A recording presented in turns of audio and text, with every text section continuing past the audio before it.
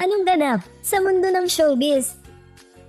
Usap-usapan ngayon online kung si Kian Cipriano nga ba ang tinutukoy sa blind item na ibinahagi ng social media personality na si Sian Gaza tungkol sa isang music label na umano'y nag-e-exploit ng mga artista.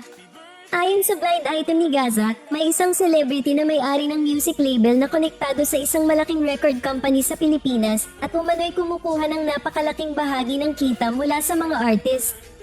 Ibinahagi rin niya ang aligasyon na sa bawat 100,000 piso na kinikita sa YouTube o Spotify, mas mababa sa 10,000 piso na lamang ang napupunta sa artist dahil sa iba't ibang deductions.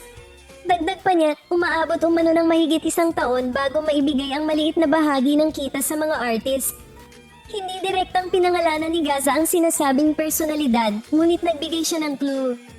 Ang nasabing artista na music label owner ay katunog ng pangalan ng pinakachismosong tao sa ating bansa. Dahil dito, may ilang netizens sa social media at Reddit ang nag-isip na maaaring tinutukoy nito si Kian.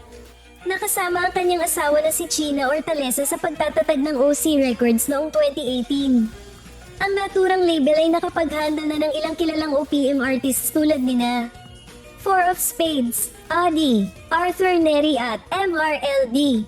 Sa ngayon, haka-haka pa lamang ang mga kumakalat na speculations online at wala pang opisyal na pahayag si Kian Cipriano tungkol sa isyong ito.